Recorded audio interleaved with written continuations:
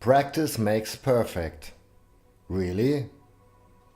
The key to learning a new motor skill, such as playing the piano or mastering a new sport, isn't necessarily how many hours you spend practicing, but the way you practice, according to a 2016 study. Scientists have found that by subtly varying your training, you can keep your brain more active throughout the learning process, and half the time it takes to get up to scratch. The research goes somewhat against the old assumption that simply repeating a motor skill over and over again, for example, practicing scales on the piano or playing the same level on your game over and over again, was the best way to master it. Instead, it turns out there might be a quicker and more enjoyable way to level up. What we found is, if you practice a slightly modified version of a task you want to master, you actually learn more and faster than if you just keep practicing the exact same thing multiple times in a row, said lead researcher Pablo Zelnick from Johns Hopkins University.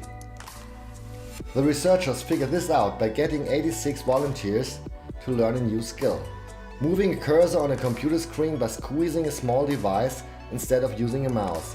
The volunteers were split into 3 groups and each spent 45 minutes practicing this.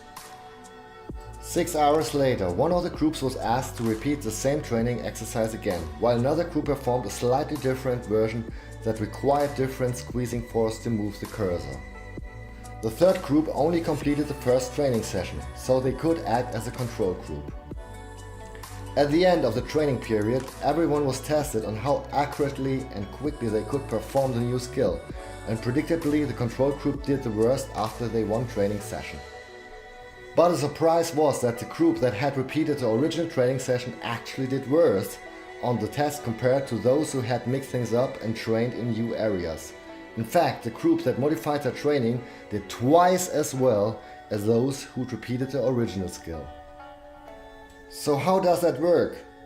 The researchers believe it's due to something called reconsolidation, which is a process whereby existing memories are recalled and modified with new knowledge.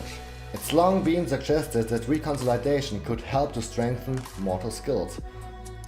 But this is one of the first experiments to test that hypothesis. This is also why the researchers gave the participants a 6-hour gap between training sessions. Earlier neurological research has shown that's how long it takes for our memories to reconsolidate. Our results are important because little was known before about how reconsolidation works in relation to motor skill development. This shows how simple manipulations during training can lead to more rapid and larger motor skill gains because of reconsolidation, said Zelnick. What are you currently trying to master, and what are the struggles you're facing off? Leave a comment down below. Thanks for watching.